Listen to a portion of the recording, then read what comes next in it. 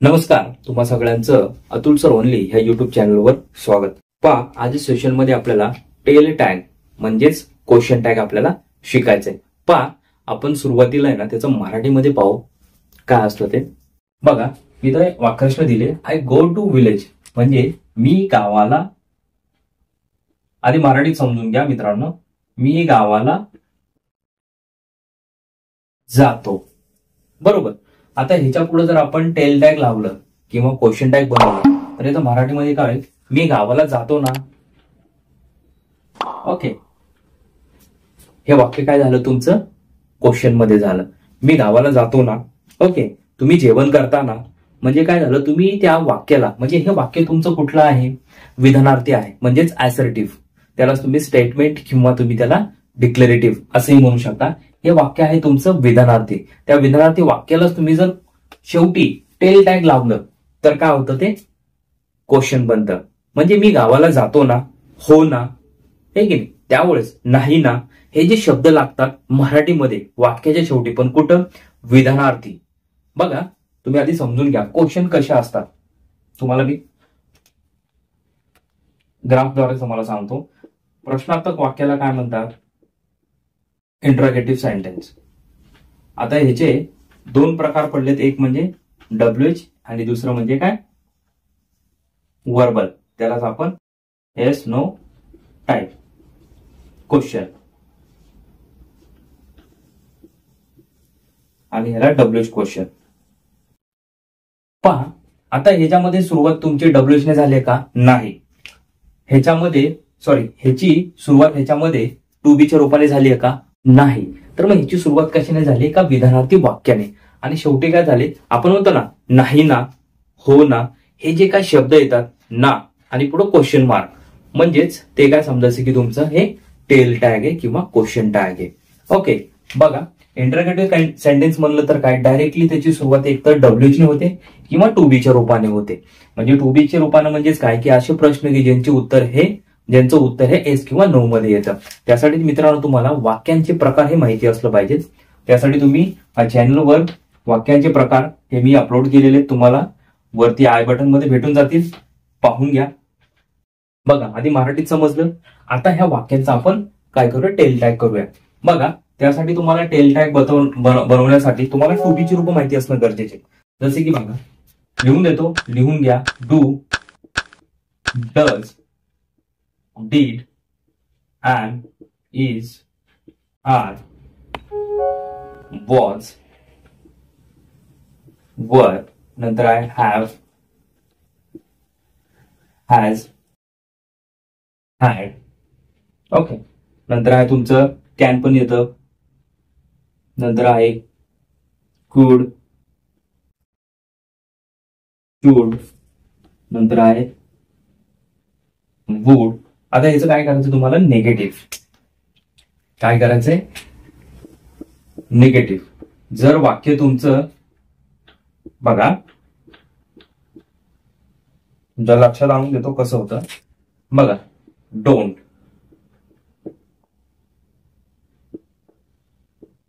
Doesn't, didn't. आता ऍमचं काय होणार, आरंट. इजचं इजंट, आर असेल तर आरंटच. नंतर आहे वॉज, वॉजंट, वरंट. नंतर आहे हॅवचं हॅवंट, हॅझंट. नंतर आहे हॅडचं हॅडंट. आता कॅन असेल तर काय, एक तर तुम्ही कांट पण लिहू शकता किंवा कॅनॉट पण लिहू शकता. ओके, नंतर आहे कुडंट किंवा कुड नॉट. याचं काय, शुडंट, वुडंट. ओके, बघा, वाक्य जर तुमचं पॉझिटिव्ह असेल तर इथं शेवटी तुमचा टेल टॅग हा काय असणार, निगेटिव्ह मध्ये येणार. जर वाक्य जर तुमचं निगेटिव्ह असेल तर तुमचं टेल टॅग हे पॉझिटिव्ह मध्ये येणार. बघा, वाईस वर्सा आहे, लक्षात ठेवा. तुमचं वाक्य जर हे पॉझिटिव्ह असेल काय, त्याचं टेल टॅग काय येणार, निगेटिव्ह. आणि वाक्य जर तुमचं निगेटिव्ह असेल तर त्याचं टेल टॅग हे पॉझिटिव्ह येणार.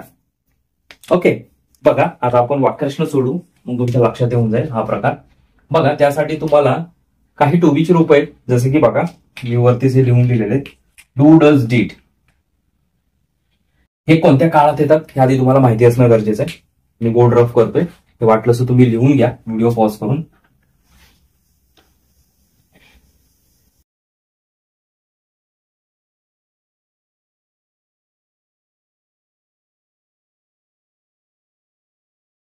बघा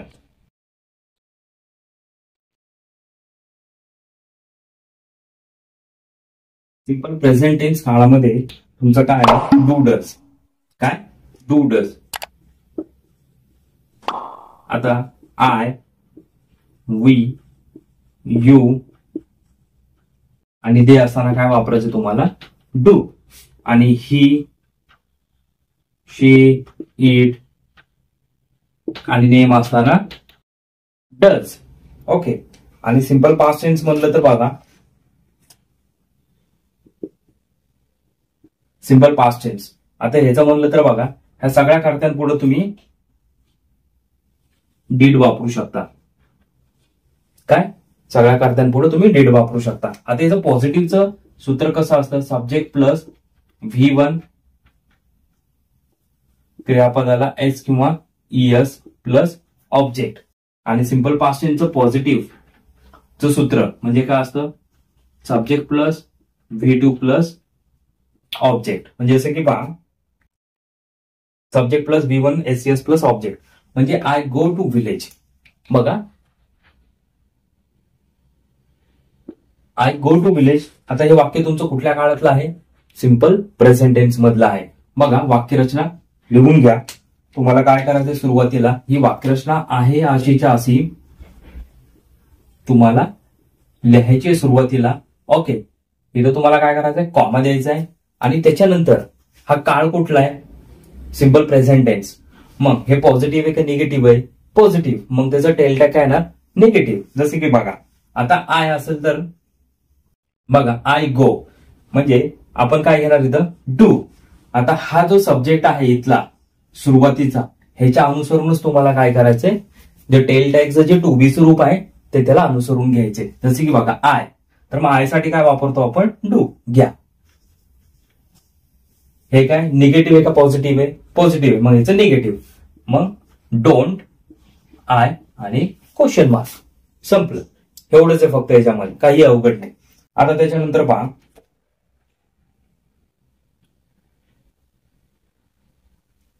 बघा तुम्हाला करते त्यांचं पुल्लिंग स्त्रीलिंग हे तुमच्या लक्षात आलं पाहिजे की करता जर स्त्रीलिंग असेल तर काय वापरायचंय. जसे की बघा आता इथे तुमच्या लक्षात येऊन जाईल, Reena looked at the deer. हे वाक्य तुम्हाला आहे तसं लिहायचंय.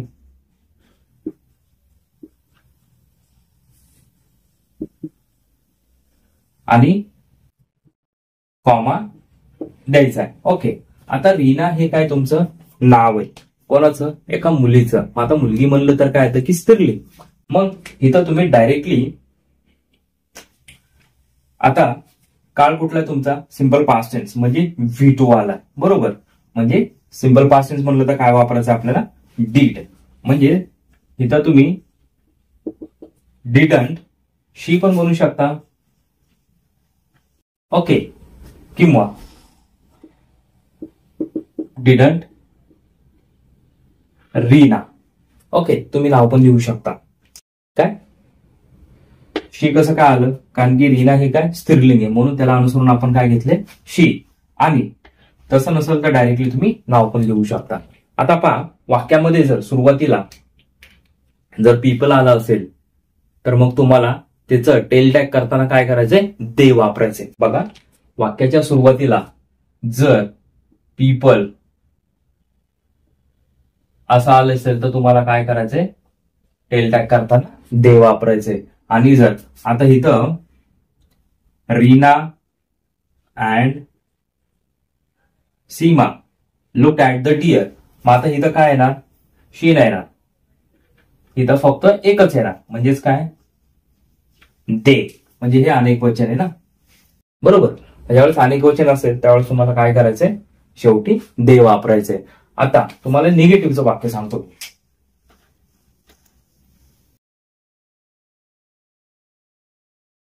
बघा ह्याच वाक्याला आपण निगेटिव्ह करू, तुमच्या लक्षात येऊन जाईल.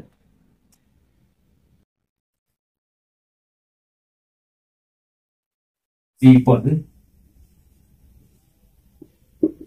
did not look at the people did not look at the door. म्हणजे लोकांनी दाराकडे पाहिलं नाही. आता हे वाक्य काय तुमचं निगेटिव्ह. आता हे जर तुम्हाला टेल टॅग करताना काय करायचंय पॉझिटिव्ह. काय निगेटिव्ह असेल तर त्याचं टेल टॅग काय होणार पॉझिटिव्ह, आणि जर वाक्य जर पॉझिटिव्ह असेल तर त्याचं टेल टॅग काय होणार निगेटिव्ह. बघा तुम्हाला हे पूर्ण वाक्य लिहायचे आहे. आता असं people didn't look at the door comma, आणि शेवटी काय करायचे तुम्हाला. आता इथं करता आहे तर मग डायरेक्टली तुम्हाला डीड दे आणि क्वेश्चन मार्क. ओके झालं, एवढंच आहे. काही याचा अवघड नाहीये. तुम्हाला परीक्षेसाठी खूप उपयोगाचं आहे आणि तुम्हाला याचं तुमच्या जीवनामध्ये पण तुम्ही वापरू शकता. आपण म्हणतो ना मी जेवण केलं होतं ना, बरोबर. मग अशा वेळेस तुम्ही ही वाक्यरचना पण तिथं इंग्लिश स्पीकिंगसाठी म्हणजे सरावासाठी पण तुम्ही बोलू शकता. काय डाऊट असेल तर मित्रांनो कमेंट बॉक्समध्ये मला तुम्ही कमेंट करा, आणि चॅनलवर नवीन असाल तर चॅनलला नक्की सबस्क्राईब करा आणि व्हिडिओला लाईक करा. आणि पुढील सेशनमध्ये आपण यानंतर जो कन्सेप्ट असेल तो घेऊ. तोपर्यंत जय हिंद, जय महाराष्ट्र.